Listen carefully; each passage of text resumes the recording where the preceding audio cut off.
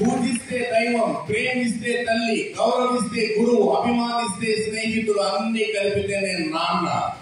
ఇది నాన్న గొప్పతనం. అలాగే సానియాను తయారు చేయాలన్నా, సోనియాను తయారు చేయాలన్నా, ఒసామాను తయారు చేయాలన్నా, ఒబామాను తయారు చేయాలన్నా, బిల్ కలెక్టర్ను తయారు చేయాలన్నా, బిల్ క్లింటన్ను తయారు చేయాలన్నా, జ్ఞాన దాహాన్ని తీర్చే రక్షిత మంచినీటి చెరువైన మీ గురువులకి మరొక్కసారి గట్టిగా చప్పట్లు కొట్టి అభినందన తెలియజేస్తున్న మనస్ఫూర్తిగా కోరుకుంటూ, మరొకసారి ఖచ్చితంగా మనం ఇంకొక సెమినార్ లో నెక్స్ట్ అకేషన్ లో కలుసుకుంటాం. ఈ అవకాశం ఇచ్చినటువంటి పెద్దలు నేను తల వంచి నమస్కరిస్తూ ప్రత్యేకంగా ధన్యవాదాలు తెలియజేస్తున్నాను సార్.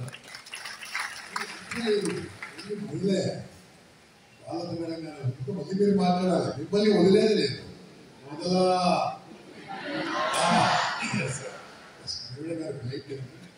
మీ ప్రసంగం అందరికి రాల్సిందే, ప్రపంచం రాల్సిందే.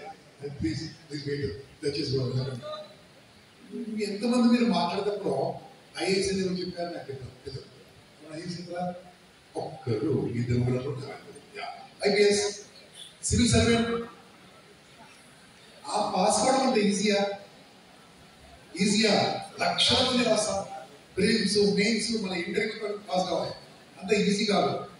మరి పెద్ద సపోర్ట్ లేదు, ఫ్యామిలీ సపోర్ట్, కానీ వాళ్ళ పేరెంట్స్ సపోర్ట్ అనుకూలంగా ఉంది.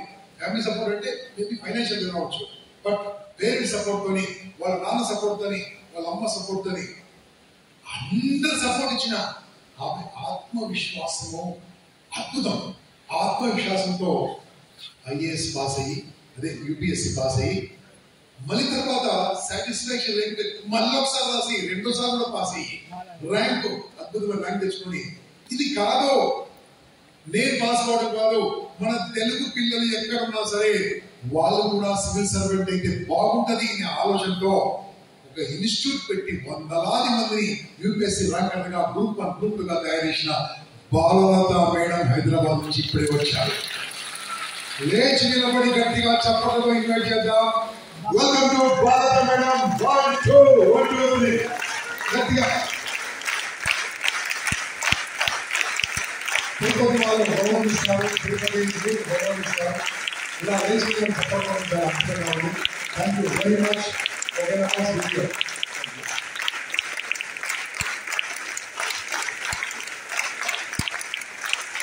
Through thanks to UPSC Ranker Johnson, she created hundreds of speakers, hundreds of trainers. They go civil servant. They go group of group to law. They go జీవితంలో ఎంతో మంది తయారు చేశారు. ఆత్మవిశ్వాసంతో, వారి స్పీక్స్ తో, వారి ప్రసంగాలతో, వారి క్లాస్ తో వారిని మీరు వినబోతున్నారు. Please sit down and note down the facts. Ma'am, over to you.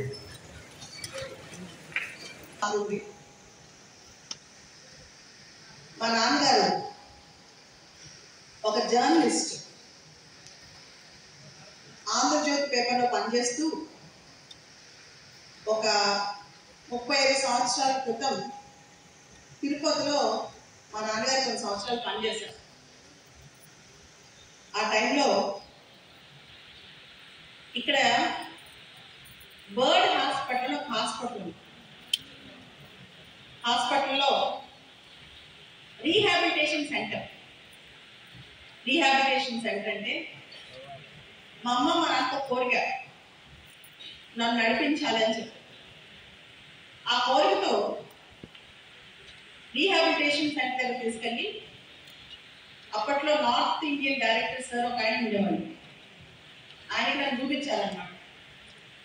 చూపించినప్పుడు ఈ పాపకి లెగ్స్ అంతా 3rd క్లాస్ అవుతుంది. ఆపరేషన్ చేసి మనం బూట్లు వేసి ఆర్టిఫిషియల్ షూస్ వేసి నడిపించాలి అని చెప్పారు. చెప్పినప్పుడు తిరుపతిలో నాకు ఆపరేషన్ చేశారు. చేసిన తర్వాత ఆ డాక్టర్ గారు హాస్పిటల్లో నన్ను ఉంచేశారు. ఉంచినప్పుడు పొద్దు నుంచి సాయంత్రం వరకు నా పని ఏంటి తెలుసా, అక్కడ రైలింగ్ ఉంటుంది. ఆ రైలింగ్ పట్టుకుని నేను నడక ప్రాక్టీస్ చేయాలి. నేను ఎన్నిసార్లు రైలింగ్ చుట్టూ తిరిగానని చెప్పి కౌంట్ చేస్తాను. అప్పుడున్నాను చాలా బరువైన లెగ్స్ అనమాట. ఆ బూట్లు వేసుకుని ఆ రైలింగ్ చుట్టూ తిరుగుతున్న గుర్తు, నేను తిరుపతికి వస్తుంటే ఇది ఏ ప్లేస్ ఎక్కడ అని గుర్తు తెచ్చుకుంటూ ఆ మూమెంట్స్ అన్నీ నాకు గుర్తొచ్చాయన్నమాట. నేను ఎంత కష్టపడ్డాను అడుగులేయడానికి. ఆ రైలింగ్స్ లో అడుగులేసినప్పుడు నాకు ఇద్దరు వ్యక్తులు ఇప్పటికీ గుర్తుండిపోయారు. నేనే 3rd క్లాస్, 7 సంవత్సరాల వయసు ఉంది. నాకు ఇద్దరు వ్యక్తులు మాత్రం బాగా గుర్తన్నమాట. ఒక చిన్న బాబు, ఏం జరుగుతుందో తెలియదు కానీ అబ్బాయి 2 కాళ్ళ కింద లేదు. చిన్న బాబు 3-4 సంవత్సరాల వయసు ఉంది. ఆ అబ్బాయికి ఫుడ్ పెట్టారు, జైపూర్ కార్డు పెట్టేశారు. వాళ్ళ అమ్మని చాలా దూరంగా ఉంచారనమాట. దూరంగా ఉంచి వాళ్ళ అమ్మని టార్గెట్ గా పెట్టి అబ్బాయిని పరిగెత్తమని చెప్పారు. ఈ అబ్బాయి ముందుకు పరిగెత్తంటే వాళ్ళ అమ్మని ఇంకా దూరం జరిపారనమాట. ఒక నెల రోజుల తర్వాత ఆ అబ్బాయి మామూలు మనుషుల కంటే ఫాస్ట్ గా పరిగెత్తడం మొదలెట్టాడు. 2 కాళ్ళు లేవు, 3 సంవత్సరాల అబ్బాయి. నాకేమనిపించింది తెలుసా, మనకి ఏమీ లేకపోయినా ఎటువంటి ప్రాబ్లం ఉన్నా మనకంటే చిన్నపిల్లలు అంత ఫాస్ట్ గా పరిగెడుతున్నాడు ఆర్టిఫిషియల్ లిమ్స్ తో, మనం ఎందుకు చేయకూడదు అనిపించింది. అటువంటి స్ఫూర్తి నాకు ఇచ్చింది తిరుపతి. సో ఆ రోజు నుంచి నాకు బాధ అనేది లేదన్నమాట. సో చిన్న బాబు చాలా ఫాస్ట్ గా ఆర్టిఫిషియల్ లిమ్స్ వేసుకుని పరిగెత్తడం మొదలెట్టాడు. ఒక జీవితం చాలా విశిష్టమైంది, మనందరికీ తెలుసు. ప్రతి ఒక్క మనిషి భూమి మీద ఒక పర్పస్ తో, ఒక విశిష్టతతోనే పుడతాడు. మన తెలుగు కుటుంబాల్లో సామాన్యంగా మనందరూ తెలుసు, ఒక ఆడపిల్ల పుట్టింది అంటే హ్యాపీగా ఫీల్ అవుతారు. కానీ ఏదైనా ఛాలెంజ్, ఏదైనా లోపం ఉంది అంటే సమాజం ఏ విధంగా చూస్తుంది, సమాజం ఏ విధంగా అర్థం చేసుకుంటుంది. అట్లా నేను చిన్నప్పుడు నా లైఫ్ లో జరిగిన ముఖ్యమైన అంశం ఏంటంటే, మా అమ్మ మా నాన్న పోలియో డ్రాప్స్ వేయించారనమాట. వేయించిన తర్వాత ఆ పోలియో డ్రాప్స్ రియాక్ట్ అయ్యి పోలియో వచ్చింది నాకు. మా అమ్మకి నాకు కోరిక ఏంటంటే నన్ను ఎలా అయినా నడిపించాలి. ప్రతి తల్లిదండ్రులకు ఆశ ఉంది కదా, వాళ్ళ అమ్మాయి నడవాలని చెప్పి నడిపించాలి మా పేరెంట్స్ కోరిక. అప్పటి నుంచి కనిపించిన ప్రతి హాస్పిటల్ తీసుకెళ్లేవాడిని. ఇండియా మొత్తం తిప్పాను, ఆల్మోస్ట్ ఎంటైర్ కంట్రీ. నేను 8th క్లాస్కి వచ్చేంత వరకు ట్రీట్మెంట్సే. దానిలో ఒక భాగం తిరుపతి బర్డ్ హాస్పిటల్ అన్నమాట. ఆ తర్వాత 10th క్లాస్ ప్రైవేట్గా రాశాను, ఇంటర్మీడియట్ ప్రైవేట్గా రాశాను, BA కూడా ప్రైవేట్గా రాశాను, 10th ఇంటర్ డిగ్రీ ఇంట్లో కూర్చొని ప్రైవేట్గా చదివాను. BA చదువుతున్నప్పుడు మీ అందరూ తెలుసు, ఒక అమ్మాయి ఒక ఏజ్కి వచ్చిన తర్వాత సమాజంలో ఎటువంటి క్వశ్చన్స్ ఫేస్ చేస్తారని నాకు అనిపించింది. లైఫ్లో ఒకటి ప్రూవ్ చేద్దాం, నేను స్వతంత్రంగా బతకాలి. అది ఎలా బతకాలని చెప్పి ఆలోచిస్తే సివిల్ సర్వీసెస్ ఎగ్జామ్ అనేది రాస్తే కనుక నాకు మంచి జాబ్ వస్తుంది, నన్ను అందరూ బాగా గుర్తిస్తారు అని నాకు అప్పుడు తెలుసు. ఆ ఎగ్జామ్ ఇంత కష్టం ఉంటుందని కూడా నాకు అంత ఐడియా లేదు. అప్పుడు నేను కోచింగ్ సెంటర్ దగ్గరికి వెళ్ళాను. ఒక కోచింగ్ సెంటర్ ఓనర్ని అడిగాను, ఒక డైరెక్టర్ని, సార్ నేను IAS అవుదాం అనుకుంటున్నా, మీరేమంటారని చెప్పి. ఆయన ఒక మాట అన్నారు, అమ్మ నువ్వు 10th క్లాస్ ఎన్ని మార్క్స్ వచ్చాయి, ఇంటర్మీడియట్ ఎన్ని మార్క్స్ వచ్చాయి, డిగ్రీలో ఎన్ని మార్క్స్ వచ్చాయి, ఇట్లా మార్క్స్ అడుగుతూ వెళ్ళారు. నాకు వచ్చిన మార్కులు చెప్పారు. ఆ సార్ అన్నారు, ఇంత తక్కువ మార్కులకి ఇప్పుడే IAS పరీక్షలు పాస్ అవ్వలేదు, నువ్వు Group 2 కానీ Group 3 కానీ ఇటువంటి పరీక్షలు ట్రై చేయి, కావాలంటే మా కోచింగ్ సెంటర్ నుంచి ఫ్రీగా నీ బుక్స్ ఇస్తాం, నువ్వు Group 2 Group 3 లాంటి ఎగ్జామ్స్ ట్రై చేయాలి. లేదు సార్ నేను సివిల్స్ ఎగ్జామ్ రాద్దాం అనుకుంటున్నాను, సివిల్సే అవుదామన్నాను. సరే సార్ నాకు జాలిపడి పంపించేశారు. ఇంటికి వెళ్ళిన తర్వాత ఆ రోజు గట్టిగా డిసైడ్ అయ్యాను, కొడితే సివిల్స్ ఎగ్జామ్ కొట్టాలి. ఎందుకు కొట్టాలనుకున్నాను కూడా చెప్తాను. చాలా మంది నువ్వు ఎందుకు IAS అవుదాం అనుకుంటున్నావు, IPS అవుదామని ఎవరిని అడిగితే నేను దేశానికి సేవ చేయాలనుకుంటున్నాను, లేదా మా ఫ్యామిలీకి మంచి చేయాలనుకుంటున్నాను, ఇలాంటి సమాధానం చెప్తుంటారు. కానీ నాకు ఆ రోజు తెలిసింది మాత్రం ఇదంతా కాదు. పలానా బాలలత అనే వ్యక్తి ఒక మనిషి అని సమాజం గుర్తించాలంటే ఆవిడ చూసినప్పుడు అయ్యో పాపం జాలి పడకుండా ఇండిపెండెంట్ గా బతకగలదు, ఇండిపెండెంట్ గా చేయగలదు అని ప్రూవ్ చేయాలి అంటే నేను సివిల్ సర్వీసెస్ ఎగ్జామ్ పాస్ అవ్వాలని నిర్ణయించుకున్నాను. దానికోసం మీరు ఊహించరు, రోజుకు ఒక 15 గంటలు కష్టపడి ఉంటాను పొద్దు నుంచి నైట్ వరకు. కళ్ళు మూస్తే డౌట్ వచ్చింది, ఒకవేళ ఫెయిల్ అయితే నా పనులు ఎట్లా, ఒకవేళ కనుక నేను కనుక ఫెయిల్ అయితే భూమి మీద బతకూడదు, అంతే డూ ఆర్ డై సీరియస్ గా పెట్టుకున్నాను అనమాట. అండ్ చాలా మంది అనుకుంటారు సివిల్స్ ఎగ్జామ్ పాస్ అవ్వాలంటే మనం ఐఐటీస్ చదవాలి, ఐఐఎంస్ చదవాలి, చిన్నప్పటి నుంచి పెద్ద పెద్ద స్కూల్స్ లో టాప్ ర్యాంక్ రావాలి అని చెప్పి. అది ఒట్టి అబద్ధం.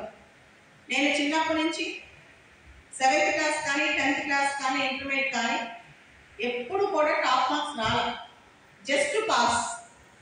నేను 2 years కష్టపడి ఒకటే అటెంప్ట్ లో ఫస్ట్ టైం నాకు 22 సంవత్సరాల వయసులో సివిల్స్ పరీక్ష పాస్ అయ్యాను.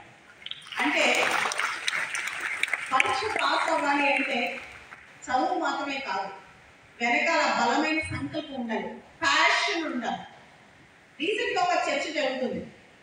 ఇన్ఫోసిస్ నారాయణమూర్తి గారు వారానికి ప్రతి ఒక్కళ్ళు మినిమం 70 hours పనిచేయాలి, 70 hours పని చేయకపోతే దేశం ముందుకు వెళ్దామని చెప్పి నాకు స్టేట్మెంట్ ఇచ్చారు. దాని మీద అసలు వారానికి 70 hours ఎవరైనా చేయగలరా, ఆయన ఎందుకు ఇలా ఇంపోజ్ చేస్తున్నారు అందరిపైన, ఆయన ఎందుకు రుద్దుతున్నారు అంటారు. నేనంటాను మనకి ప్యాషన్ ఉంటే, మనం చేసే పనిలో మనకి ఇష్టం ఉంటే 70 hours కాదు, అవసరం లేదు వారానికి 100 hours కష్టపడతాం, అవునా కదా. మనకి ప్యాషన్ ఇంపార్టెంట్. నచ్చని పని చేస్తున్నావా, నచ్చిన పని చేస్తున్నావా, మనం ఆ గోల్ మనకు కావాలి అన్నప్పుడు కష్టం మనకు తెలియదు, అది సాధించాలి అన్నప్పుడు ఆ కష్టం మనకు తెలియదు అనమాట. అదే డిసిప్లిన్ అంట. రీసెంట్ గా నేను ఒక కాన్సెప్ట్ చదివాను, న్యూరోప్లాస్టిసిటీ. ఈ న్యూరోప్లాస్టిసిటీ అంటే ఏంటి అంటే ఒక వ్యక్తి డిసిప్లైన్ గా ఒక లైఫ్ వెళ్తూ ఉందనుకోండి, అంటే ఒక పద్ధతిలో తనకి ఏం కావాలో లక్ష్యం తెలుసు అనుకోండి, ఆ వ్యక్తి ఆ పని చేసి చేసి చేసి 100% తన మైండ్ దానికి అలవాటు అయిపోయింది. మనం ఏమనుకుంటాం, 5 hours కష్టపడితే ఇంకా నెక్స్ట్ కష్టపడలేము, 10 hours కష్టపడితే కష్టపడలేము అనుకుంటాం కదా. కానీ కొంతమంది వ్యక్తులు రోజుకి వాళ్ళు అనుకున్న ఇష్టపడే విషయం మీద రోజు మొత్తం కష్టపడతారు. మీకు ఒక బెస్ట్ ఎగ్జాంపుల్ చెప్తాను. ఇలాన్ మస్క్, మీ అందరూ తెలుసు Elon Musk. Space X, Tesla, Neuralink, ఇన్ని ప్రాజెక్ట్స్ కదా. Elon Musk space X project అప్పుడు తన ఆఫీస్లోనే డస్క్ మీద పడుకునేవాడు. 3 సంవత్సరాలు ఇంటికి వెళ్ళలేదు, పగలంతా పనిచేసేవాడు, నిద్ర వచ్చినప్పుడు 2-3 hours తన డస్క్ మీద పడుకునేవాడు, మళ్ళా వేసి పనిచేసేవాడు. ఇలాన్ మస్క్ డైరెక్ట్ గా చెప్పాడు, ఈరోజు ఇలాన్ మస్క్ ప్రపంచంలో టాప్. ఇలాన్ మస్క్ ప్రపంచంలో గవర్నమెంట్ మార్చగలడు, కొత్త గవర్నమెంట్స్ తేగలడు. అంత శక్తి ఆ వ్యక్తికి, ఒకే ఒక వ్యక్తికి ఎలా వచ్చింది? కేవలం అతను చేసిన కృషి వల్ల, అతను చేసిన హార్డ్ వర్క్ వల్ల. ఇలాన్ మస్క్ ఈ టెస్లా ప్రాజెక్ట్ ఒక ప్రాజెక్ట్ అప్పుడు అతని టెక్నాలజీ వేరే వాళ్ళు అడిగారంట, నీకు ఇన్ని వేల లక్షల కోట్లు ఇస్తాం, ఈ టెక్నాలజీ నాకు అమ్మేసాయి, అతను అనుకున్న దానికంటే కూడా చాలా ఎక్కువ డబ్బులు ఇస్తాం నీకు, ఈ టెక్నాలజీ నాకు అమ్మేసాయి అని చెప్పారంట. అతను మేనేజర్ వచ్చి, సార్ మనం అమ్మేద్దాం, మనకు చాలా డబ్బులు వస్తాయి కదంటే, నాకు ఇదంతా ఏం కనిపించట్లా, నా టెక్నాలజీ నాకు ఎంత డబ్బులు ఇస్తుందో నాకు ఏం కనిపించట్లా, నేను మార్స్కి నా వల్ల, నా రాకెట్స్ వల్ల ఎంత ఫాస్ట్ గా నా రాకెట్ మార్క్స్కి వెళ్తుందో అదే నాకు కనిపిస్తుంది. అంటే మనకి మధ్యలో ఎన్ని డీవియేషన్స్ వచ్చినా, మనకి మధ్యలో ఎన్ని ఆశలు వచ్చినా సరే మన టార్గెట్ మనకి కళ్ళకి కనిపించాలన్నమాట. సో నేను అనుకుంటా ఉన్నాను, ఒక వ్యక్తి అనుకుంటే ఒక వ్యవస్థ కన్నా గొప్పగా, ఒక కంట్రీ లీడర్ కంటే గొప్పగా, అంత శక్తివంతంగా అయ్యే శక్తి ప్రతి మనిషికి ఉంది, మనలో ఇక్కడున్న ప్రతి ఒక్కరికి ఉంది. మనం మనల్ని పరిమితి విధించుకుంటాం, మన లిమిటేషన్స్ మనమే పెట్టుకుంటాం. ఆ లిమిటేషన్స్ పెట్టుకుని ఉంటే మనం ప్రపంచంలోనే వండర్స్ క్రియేట్ చేయగలం. అలాంటి లిమిటేషన్స్ ఏమి ఒక్కడు కూడా పెట్టుకోరు. మీరు వినే ఉంటారు, ఓలా ఊబర్, స్విగ్గీ వీటన్నిటినీ స్టార్ట్ చేసిన వాళ్ళందరూ కూడా మీలాగా నాలాగా చిన్నగా బిగిన్ అయిన వాళ్ళే. ఒక చిన్న ఐడియాతో, ఒక చిన్న టెక్నాలజీతో వాళ్ళు ప్రపంచాన్ని మార్చేశారు, వాళ్ళ దృష్టిని మార్చేశారు, ఒక ఈకో సిస్టమ్ని క్రియేట్ చేయగలిగారు. ఉద్యోగాల కోసం వాళ్ళు పరిగెత్తలా, వాళ్ళే కొన్ని లక్షల ఉద్యోగాలు సృష్టించారు. మీరు చూడండి, ఏ కొత్త స్టార్ట్అప్ ఈ మధ్య ఇండియాలో వస్తుంది కానీ వరల్డ్లో వస్తుంది కానీ they are not for jobs. చాలా మంది బయటకు వెళ్ళినప్పుడు చాలా అడుగుతుంటారు, నెక్స్ట్ జాబ్ ఎప్పుడు పడుతుంది, నెక్స్ట్ గ్రూప్ 1 ఎప్పుడు పడుతుంది, గ్రూప్ 2 ఎప్పుడు పడుతుంది, నెక్స్ట్ జాబ్ ఎప్పుడు పడుతుంది. నేను అంటాను, అసలు జాబ్ కోసం ఎందుకు ఎదురు చూస్తున్నావు? ఎవరో జాబ్ ఇస్తే నువ్వు చేయాలని ఆలోచన ఎందుకు? నువ్వే ఒక లక్షల ఉద్యోగాలు సృష్టించే శక్తి తెచ్చుకో. ఇక్కడున్న ప్రతి యంగ్ పర్సన్ అనుకుంటే కనుక ఒక్కొక్కరు వాళ్ళ జీవితకాలంలో కనీసం 10,000 ఉద్యోగాలు సృష్టించగలరు.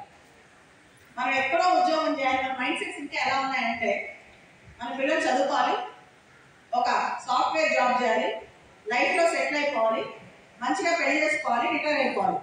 ఈ మైండ్ సెట్ నుంచి మన తెలుగు కుటుంబాలు ఇంకా బయటకు రావట్లేదు. బియాండ్ దట్ మనం వెళ్ళట్లేదు అనమాట, ఇంకా మనం అక్కడే అయిపోయింది.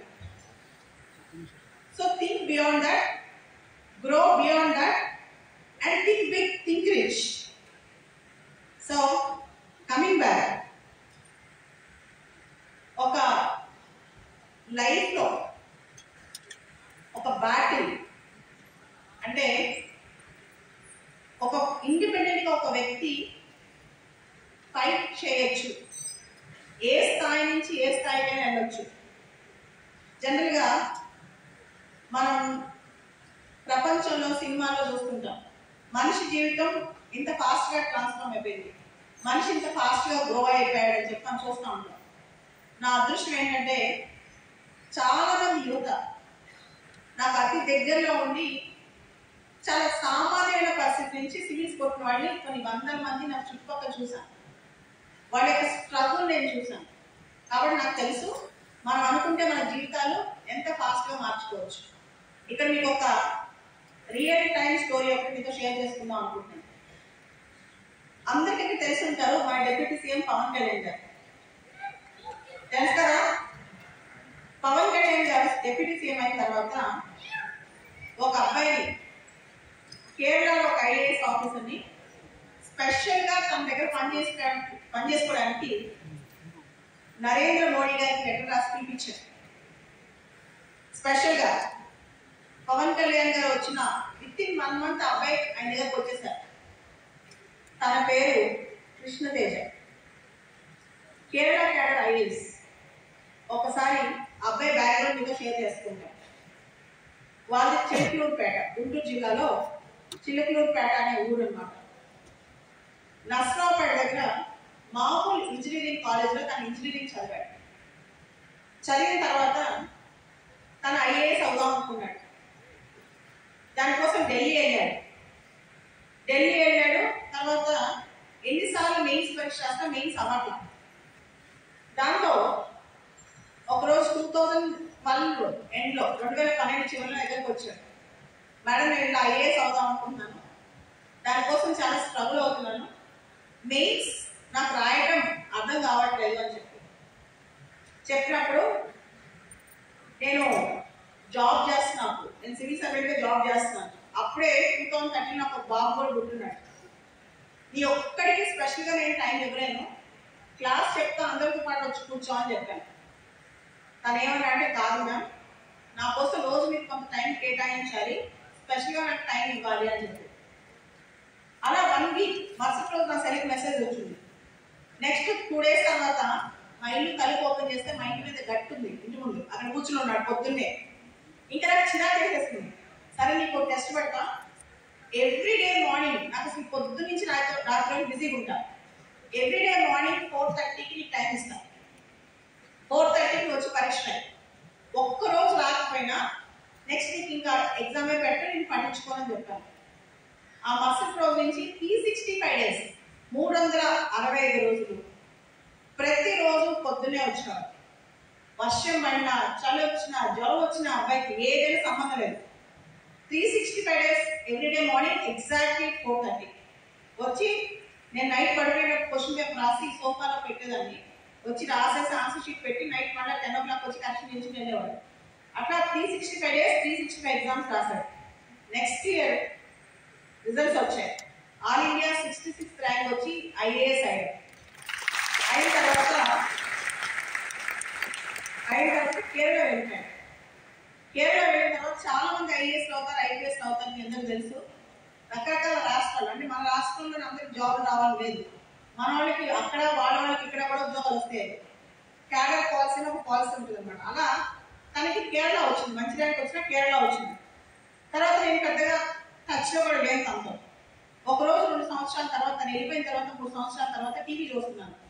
టీవీలో తెలుగు అబ్బాయి ఒక అబ్బాయి కేరళలో అల్లెప్పిలో సబ్ కలెక్టర్గా చేస్తూ అల్లెప్పిలో ఫ్లడ్స్ వస్తే వరదలు చాలా ఎక్కువ వస్తే 2 లక్షల మందిని కాపాడాడు 6 గంటల్లో.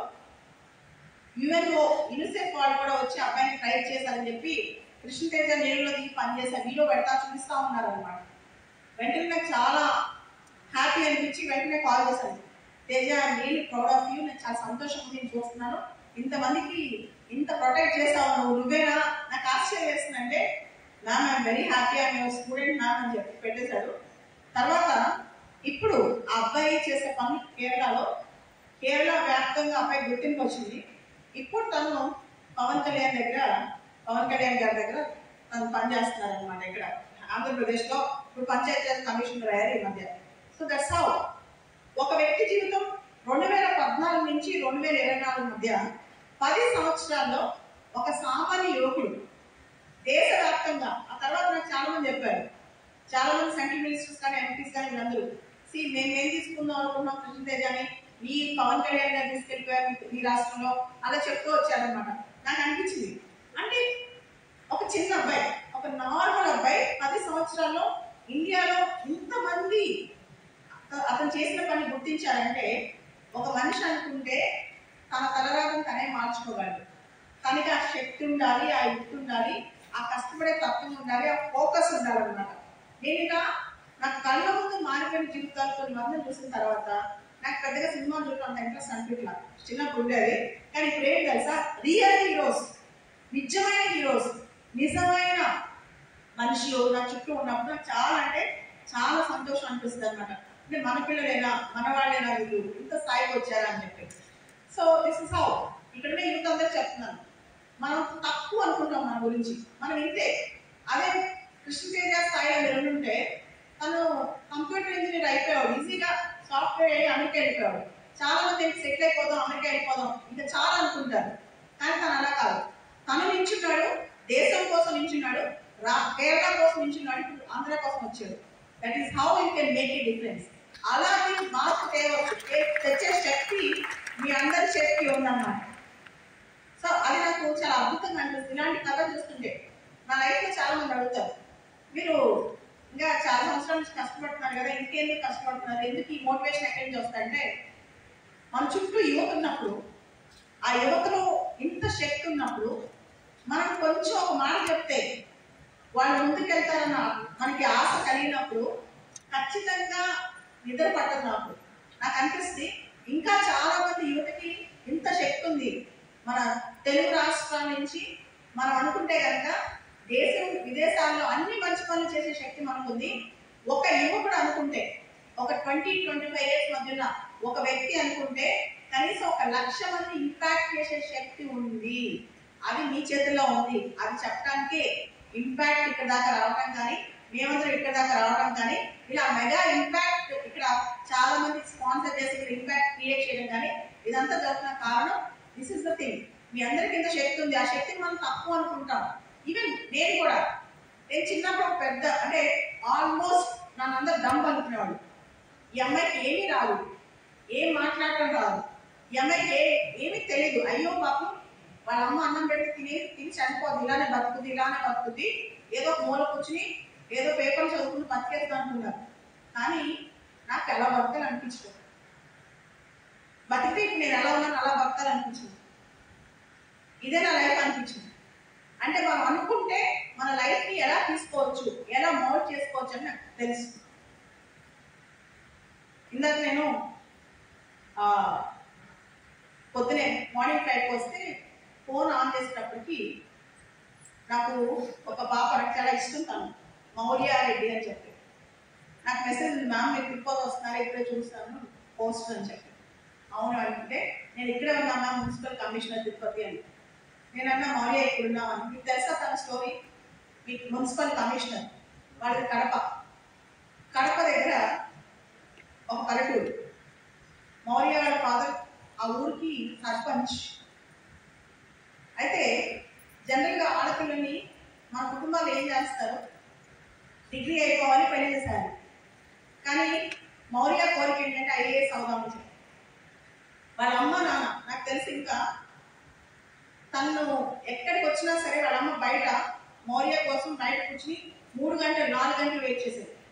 డిగ్రీ అయిపోయిన తర్వాత కూడా 3-4 ఇయర్స్ పాటు తన ప్యాషన్ కోసం తను చదివిస్తే ఆ అమ్మాయి 100 rank, all India 100th rank వచ్చి ఐఏఎస్ అయింది కడప జిల్లా నుంచి.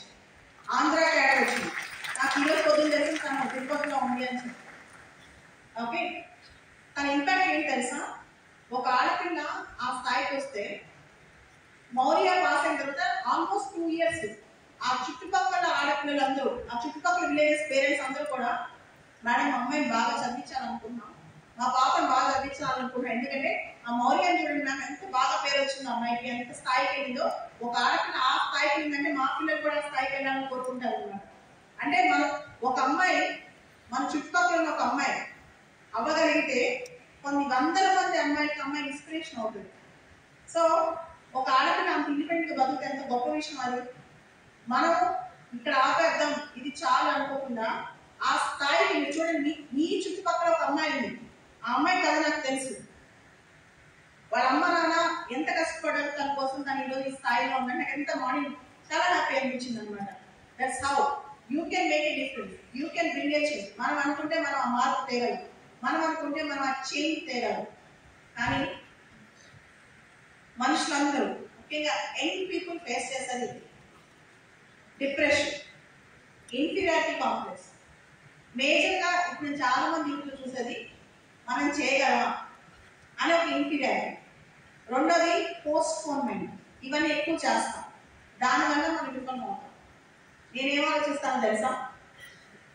ఈరోజు పడుకునేలోపు నాకంటే ఎవరు కష్టపడకూడదు, నాకంటే ఎవరు వర్క్ చేయకూడదని అంత అంటే లాస్ట్ ఎనర్జీ పూర్తయిన టైంలో నిద్రపోతాను. That's how I work. అదే మ్యాక్సిమం నేను చేసే ఎఫర్ట్ అనమాట. అండ్ చాలా మంది అనుకుంటారు ఈ రోజుల్లో హార్డ్ వర్క్ చేస్తే గెలుస్తామని. అది తప్పు. కేవలం హార్డ్ వర్క్ తో గెలవదు. భూమి మీద హార్డ్ వర్క్ చేసే వాళ్ళు కొన్ని లక్షల కోట్ల మంది ఉంటారు. చిన్నప్పటి నుంచి మన పిల్లలకి ఏం చెప్పి పెంచుతాం తెలుసా? హార్డ్ వర్క్ చేయండి, ఇవి సక్సీడ్ అంటాం. కాదు, the secret of success is smart work. అది ఖచ్చితంగా నేర్చుకోండి. రోజుల ట్రెండ్ మారిపోయింది. మనం సక్సెస్ అవ్వాలంటే స్మార్ట్ వర్క్ అవసరం. స్మార్ట్ వర్క్ కి హార్డ్ వర్క్ కి తేడా ఏంటి? హార్డ్ వర్క్ అంటే పని చేస్తూనే వెళ్తాం. స్మార్ట్ వర్క్ అంటే మన గోల్ అచీవ్ చేయడానికి ఎటువంటి వర్క్ చేయాలో తెలిసి దానికోసం టార్గెటెడ్ గా వర్క్ చేసి ఇంతకు ముందు చేసిన వాళ్ళ ఎగ్జాంపుల్స్ తీసుకుని తప్పులు చేసిన వాళ్ళ దగ్గర నుంచి నేర్చుకుని ఆ ప్రకారం మనం అయితే దాన్ని స్మార్ట్ వర్క్ అంటారు. సో స్మార్ట్ వర్క్ చాలా ఇంపార్టెంట్ అన్నమాట. అండ్ ఇప్పుడున్న యువత విత్ ఇన్ 10 years 10 సంవత్సరాల్లో ఇప్పుడు మీరు చూస్తున్న ప్రపంచం కనిపించదు మీకు. The new era is AI era. Artificial intelligence is going to rule the world. ఏదైతే ఆర్టిఫిషియల్ ఇంటెలిజెన్స్ ఉందో అదే మన ప్రపంచాన్ని రూల్ చేస్తుంది. మీరు అనుకున్న ఇప్పుడున్న ఉద్యోగాలు, ఇప్పుడున్న మోడల్స్ అప్పుడు ఉండవు. సో మీరు ఏది చదవాలన్నా, ఏది చేయాలన్నా ఏఐతో కరెక్ట్ అయిన ఎరానే వెళ్ళండి, ఆర్టిఫిషియల్ ఇంటెలిజెన్స్ తో కరెక్ట్ అయిన ఎరాలే వెళ్ళండి. మనం వింటా ఉంటాం కదా gen X, gen Z, gen Y అని. మీకు తెలుసా 2025 జనవరి 1 నుంచి కొత్త జనరేషన్ స్టార్ట్ అయింది. 2025 జనవరి 1 నుంచి కొత్త జనరేషన్ స్టార్ట్ అయింది తెలుసా? జెన్ బెటా. ఈ 2025 జనవరి 1 నుంచి నెక్స్ట్ 2039 వరకు పుట్టే వాళ్ళందరినీ మనం జెన్ బెటా అని పిలుస్తాం. ఈ జెన్ బెటా ఒక స్పెషాలిటీ ఏంటి తెలుసా? టెక్నాలజీ హ్యూమన్ లైఫ్ కి తేడా లేదు. Life a technology, technology life. Gen X, gen y, gen beta. Gen X, gen y, gen beta అన్ని కరెక్ట్గా వెళ్తే ఇప్పుడున్న ఉద్యోగాలు 90% ఉద్యోగాలు 10 ఏళ్ల తర్వాత ఉద్యోగం. మీరు ఏది చేస్తే 10 ఏళ్ల తర్వాత రెలవెంట్ గా ఉంటారు, ఏది చేస్తే 10 సంవత్సరాల తర్వాత స్ట్రాంగ్ గా ఉంటారంటే మీ లైఫ్ ని ఏఐతో ఇంటిగ్రేట్ చేసుకుంటే, మీరు చదివే చదువుని ఆర్టిఫిషియల్ ఇంటెలిజెన్స్ తో ఇంటిగ్రేట్ చేసుకుంటేనే మీరు చేసే దానిలో పర్ఫెక్ట్ ఉంటారు. So coming era is the AI era. So you start doing smart work and start working on artificial intelligence also. AI అనేది ప్రపంచం నడిపించే శక్తి అవుతుంది. కమింగ్ బ్యాక్, చాలా మంది అనుకుంటారు మనకు ఒక ఛాలెంజ్ ఉంది, మనం తెలుగు మీడియం బ్యాక్గ్రౌండ్, చిన్నప్పటి నుంచి సరిగ్గా చదువుకోలేదు, పెద్ద అయ్యాక మనం అంత స్ట్రాంగ్ గా చదవగలమా లేదా అన్నమాట. మీకు ఇక్కడ ఒక రియల్ లైఫ్ స్టోరీ చెప్తాను. ఒక 2 సంవత్సరాల క్రితం హైదరాబాద్ ఇంపాక్ట్ రిపోర్ట్ తను తీసుకొచ్చాను. తన పేరు స్మరణ్ రాజ్, అబ్బాయి పేరు స్మరణ్ రాజ్. చిన్నప్పటి నుంచి చాలా బాగా చదువుతాడు, స్కూల్లో టాపర్, కాలేజీలో టాపర్, ఐఐటి మెడ్రాస్ లో టాపర్. తనకి మంచి క్యాంపస్ ప్లేస్మెంట్ వచ్చింది. వచ్చిన తర్వాత ఒకసారి సడన్ గా ఫైనల్ ఇయర్స్ అవుతున్నప్పుడు కింద పడిపోయాడు, తెలియకుండా అన్కాన్షియస్ అయిపోయాడు. హాస్పిటల్ తీసుకెళ్తే ఈ బాబుకి బ్రెయిన్ హ్యామరేజ్ వచ్చింది అని చెప్పి చాలా అవర్స్ అబ్బాయి ఆపరేషన్ చేశారు. ఆపరేషన్ చేసి అబ్బాయి కళ్ళు తీసి కొన్ని రోజుల పాటు 20-30 డేస్ అబ్బాయి పొట్టలో పెట్టారు. అబ్బాయి కంప్లీట్ కోమాలో ఉన్నాడు. తర్వాత మళ్ళీ సర్జరీ చేశారు. చేసిన తర్వాత 2 ఇయర్స్ బెడ్ మీద ఉన్నాడు, 2 సంవత్సరాలు బెడ్ మీద ఉన్నాడు. 3వ సంవత్సరం తనకి లేవడానికి, కూర్చోడానికి ఓపిక వచ్చింది. ఓపిక రాగానే నేను ఏదైనా చేయాలి, ఇలా కాదు, ఎందుకంటే బాగా చదువుకున్న వ్యక్తి, ఐఐటిఎల్, కానీ సడన్ గా బ్రెయిన్ హ్యామరేజ్ వచ్చింది. ఆ ఓపిక రాగానే హైదరాబాద్ లో చాలా చోట్లకి వచ్చాడు. నాకెవరో బాగా దగ్గర వాళ్ళు పరిచయం చేసి దగ్గరకు వచ్చాడు అనమాట. మేడం నేను ఐఏఎస్ అవుదాం అనుకుంటున్నాను, నా పరిస్థితి ఇదే అని చెప్పి. ఆ తర్వాత అబ్బాయికి రాయటం రాదు, స్క్రిప్ట్ చెయ్యి పనిచేయలేదన్నమాట. వాళ్ళ అమ్మ అబ్బాయికి స్ట్రైట్ గా రాసి పెట్టింది. ఆవిడ డిగ్రీ చదివి అప్పటికి 20 సంవత్సరాలు అయింది. తనంత ఫాస్ట్ రాయలేదు, తనంత బాగా కూడా రాయలేదు.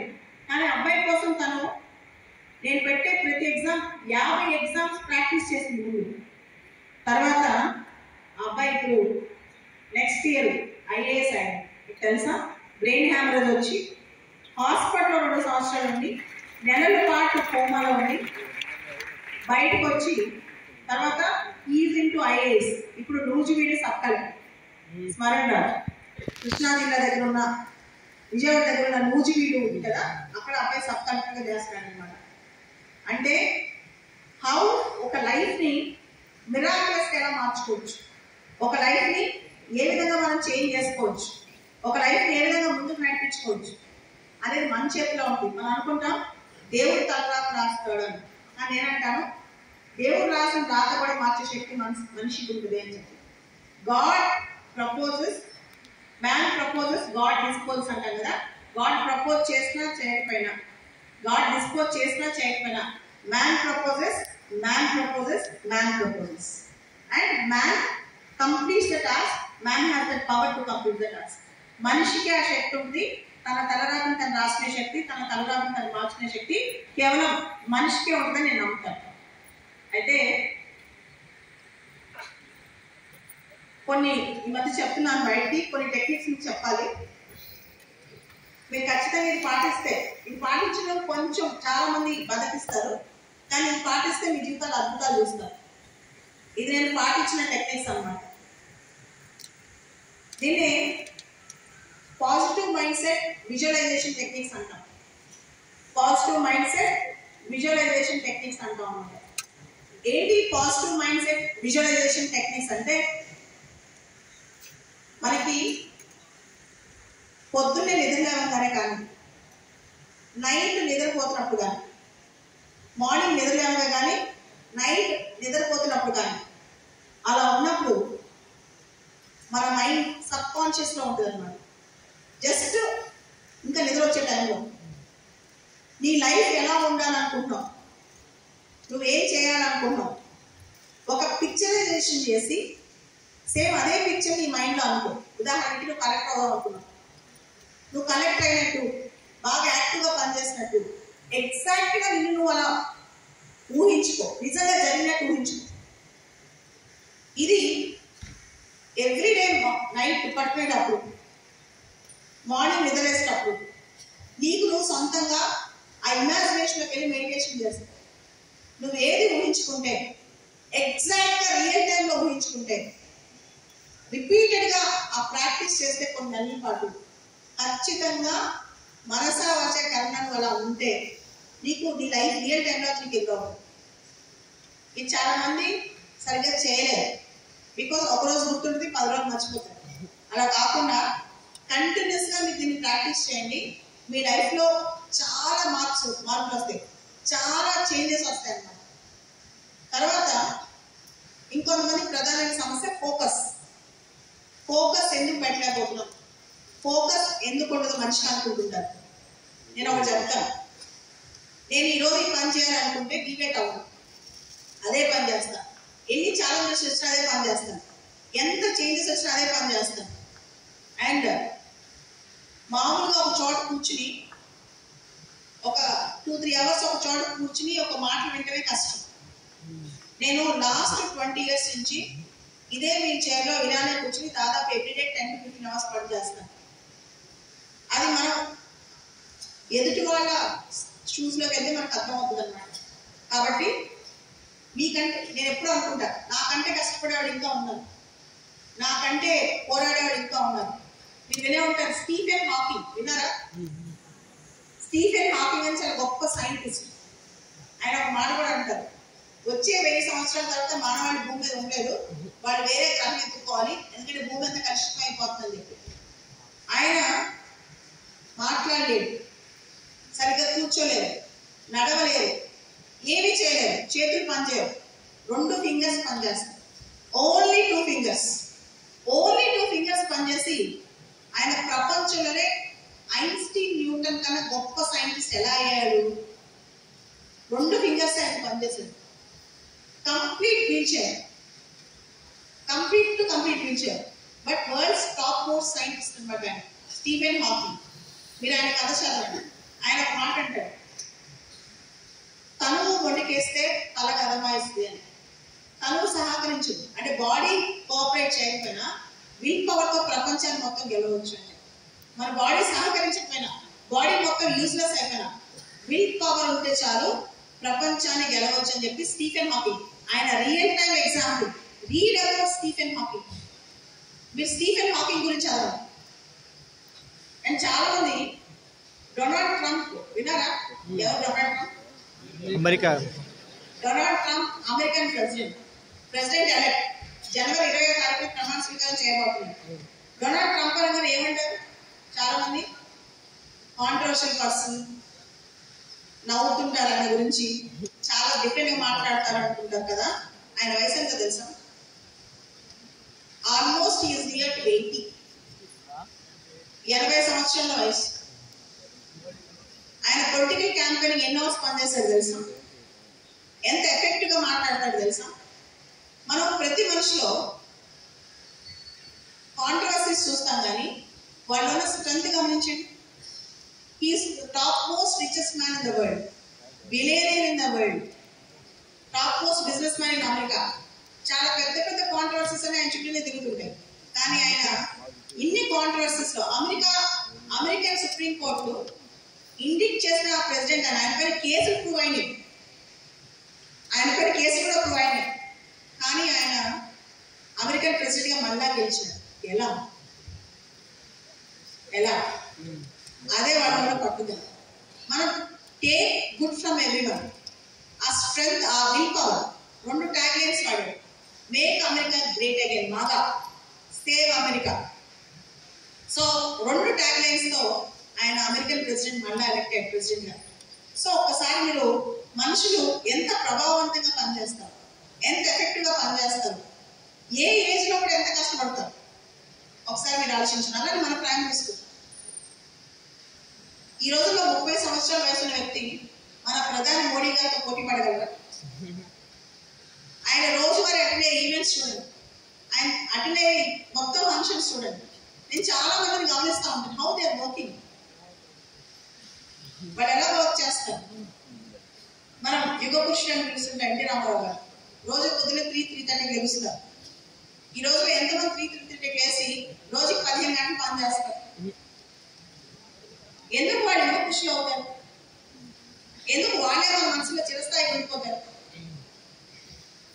అవి నేర్చుకుందాం. నేను ఎప్పుడు డిమోటివేట్ అయినా, ఎప్పుడు డిసప్పాయింట్ అయినా, ఎప్పుడు నేను ఇంకా తక్కువ పని చేస్తున్నాను ఫీల్ అయినా, నేను కొన్ని ఇంటర్వ్యూస్ చూస్తాను. చూసేటప్పుడు మనుషులు జడ్జ్ చేయండి. గుర్తుపెట్టుకోండి, తెలుగు సినిమాలో ఒక పాట ఉంది, మనలో ఏ పాపం చేయని వాళ్ళు ఎవరో చెప్పండి, ఏ నేరం చేయని వాళ్ళు ఎవరో చెప్పండి. భారతదేశంలో మహాత్మా గాంధీకి, మదర్ తెరెసాకి కూడా తప్పులు పట్టే రోజు ఉంది. కాబట్టి నేను తప్పులు పట్టి వాళ్ళు మంచి తీసుకుంటాను. అండ్ నా మోస్ట్ ఫేవరెట్ లీడర్ ఎవరు తెలుసా? జయలలిత. నాకు జయలలిత అంటే చాలా ఇష్టం. రీజన్ తెలుసా? ఆవిడ చాలా సందర్భాల్లో చాలా స్ట్రాంగ్ మూమెంట్ గా ప్రూవ్ చేస్తుంది. ఒక మాట అంటే ఆవిడ ఎప్పుడు, I have one over 2 world's. నేను 2 ప్రపంచాలను గెలిచాను. ఒకటి సినిమా ప్రపంచం, రెండోది రాజకీయ ప్రపంచం. 2 కూడా మేల్ డామినేటెడ్, 2 కూడా ఆడవాళ్ళని ఎక్కువ రాని ప్రపంచాలు. కానీ నేను పోరాటం చేసి గెలిచానంటున్నారు. సో ఆవిడ మంచి తీసుకుందాం, ఇందిరాగాంధీలో మంచి తీసుకుందాం, సావిత్రిబాయి పూలేలో మంచి తీసుకుందాం, మహాత్మా గాంధీలో మంచి తీసుకుందాం. అంతెందుకు మన ప్రైమ్ మినిస్టర్ మోడీ గారు, ఆయన నుంచి మంచి తీసుకుందాం. So that's how great people work. నేను ఈ పార్టీ ఆ పార్టీయా వీళ్ళ వాళ్ళని చూడాను. ఐ యాక్చువల్లీ టేక్, నేను వాళ్ళ ఉన్న ప్రతి పాజిటివ్ థింగ్, ప్రతి మంచిని తీసుకుంటాను. నాకు చాలా నచ్చుతాయి కూడా వాళ్ళు చేసే పనులు.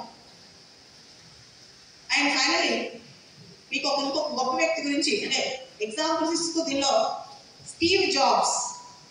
విన్నారా స్టీవ్ జాబ్స్ పేరు? Apple CEO. Steve Jobs Apple founder. మనం వాడే యాపిల్ ఫోన్స్ ఉన్నాయా? Apple phones, Apple iPads, complete Apple products. ఆ యాపిల్ ఫౌండర్ స్టీవ్ జాబ్స్ అన్నమాట.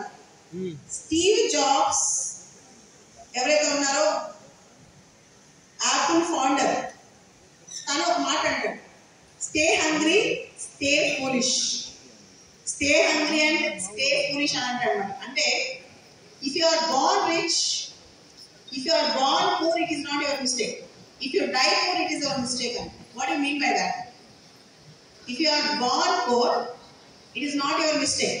If you die poor, it is your mistake. And poor అంటే poverty అంటే పేదరికం అని కాదు. పుట్టుకతో నువ్వు పేదవాడైతే నీ తప్పు కాదు, కానీ చనిపోయేటప్పుడు నువ్వు పేదవాడైతే తప్పు. అంటే డబ్బులు లేకపోవడం కాదు పేదరికం అంటే. చనిపోయేటప్పుడు కూడా నీ జీవితంలో చెప్పుకోవడానికి ఏది లేదన్నప్పుడు అది ఖచ్చితంగా నిజమైన పేదరికం అవుతుంది అన్నమాట. సో స్టీవ్ జాబ్స్ ఒక హిప్పీ లైఫ్, పేరెంట్స్ లేవు సరిగ్గా, అడాప్టెడ్ బేబీ. కానీ తను యాపిల్ అనే కంపెనీని స్థాపించి యాపిల్ ఇంత స్థాయి తీసుకొచ్చి మధ్యలో చనిపోతాడు క్యాన్సర్ వచ్చి. బట్ ఈ ఫాట్ బ్యాక్ లైఫ్. ప్రపంచంలోనే టాప్ మోస్ట్ ఎంటర్ప్రెన్యూర్, ఇన్నోవేటర్ అనమాట స్టీవ్ జాబ్స్. స్టీవ్ జాబ్స్ గొప్పతనం ఏంటి తెలుసా? Destructive technology. ఇప్పుడు నేనున్నా, మీరున్నారు, మనం ఒకటి చేసిన తర్వాత, తయారు చేసిన తర్వాత మనం కాంప్లిసెంట్ అయిపోతాం. కాంప్లిసెంట్ అంటే ఇంకా చాలని. కానీ అలా కాదు. యాపిల్లో ఒక సిరీస్ వస్తే within 2 years next series వస్తాయి. విత్ ఇన్ 1.5 year ఇంకో సిరీస్ వస్తాయి. Within 5 years Apple 16, Apple 16 Pro, Apple 17. Why? యాపిల్లోనే ఎందుకు అడ్వాన్స్ చేసుకుని వెళ్తున్నారు? Will you use Apple phone 5, 6 or 7? Why you only use Apple 16 Pro, 17 Pro? Apple 10 model, 4 model ఎందుకు వాడరు? Apple 16 Pro, 17 Pro ఎందుకు వాడతారు చెప్పండి? What is secret behind this? దీని వెనకాల సీక్రెట్ ఏంటి చెప్పండి? So unless you expand, unless you grow, you are going to perish. నువ్వు కనుక అడ్వాన్స్ అవ్వకుండా వెళ్ళకపోతే, నువ్వు కనుక విస్తరించుకుంటూ వెళ్ళకపోతే, నువ్వు కనుక అప్డేట్ అవ్వకపోతే నువ్వు పెరిష్ అవుతావు. You should work like a live current, but you should not be like a dead current. ప్రతిరోజు అప్డేట్ అవ్వాలి. ఇప్పుడున్న మోడర్న్ యుగంలో ఎవరైతే టెక్నాలజీతో అప్డేట్ అవ్వరో, ఎవరైతే కరెంట్ రిలేటెడ్ వాటితో అప్డేట్ అవ్వరో వాళ్ళు అవుట్డేట్ అయిపోతారు. అది స్టీవ్ జాబ్స్ చెప్పాడు. యాపిల్ ప్రతి ఇయర్ అప్డేట్ అవ్వాలి, ప్రతి 1.5 years అప్డేట్ అవ్వాలి. మీరు అవుట్డేటెడ్ వర్షన్స్ వాడు. సో నేను 10 years బ్యాక్ చదివాను, 10 years బ్యాక్ నేను కంప్యూటర్ సైన్స్ చదివాను, 10 years బ్యాక్ నాకు నాలెడ్జ్ ఉంది. ఇప్పుడు నేను అప్డేట్ కాకపోతే సరిపోతుంది, కుదరదు. ఈ యుగంలో ఎవ్రీడే మనం అప్డేట్ అవ్వాలి, ఎవ్రీడే మనం చదవాలి, ఎవ్రీడే మనం టచ్ చేయాలి. ఇది తక్కువ.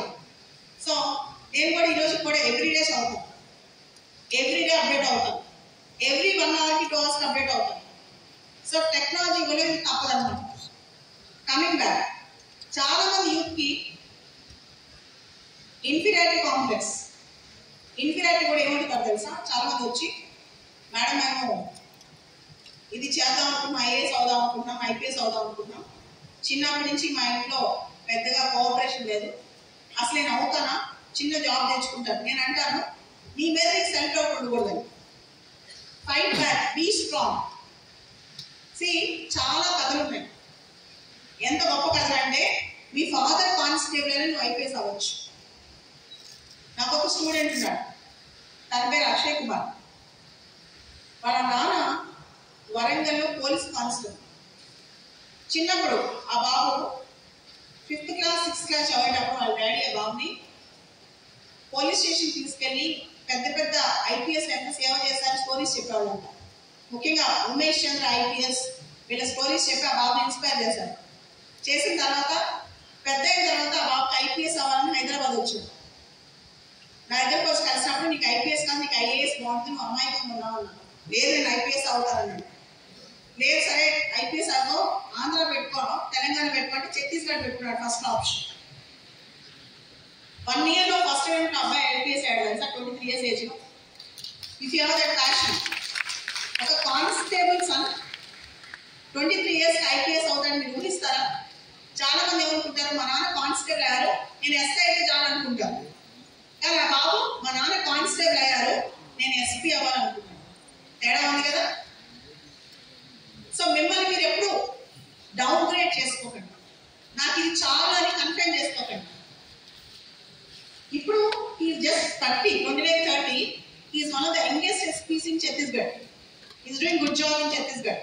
ఇన్ఫాక్ట్ తనకి మొన్న ఎలక్షన్స్ ఆ టైంలో కూడా ఎక్కువ వర్క్ తన చేత చేయించారు. Because is so efficient in Chhattisgarh. That's how you can work. అంటే మన వయసు ఇంపార్టెంట్ కాదు, మనం ఏ ఫ్యామిలీ నుంచి వచ్చాం, మన పేరెంట్స్ కలెక్టర్లా కాదు ఇంపార్టెంట్ కాదు, మనం అనుకుంటే ఏ రేంజ్కి వెళ్ళగలం అనేది ఇంపార్టెంట్.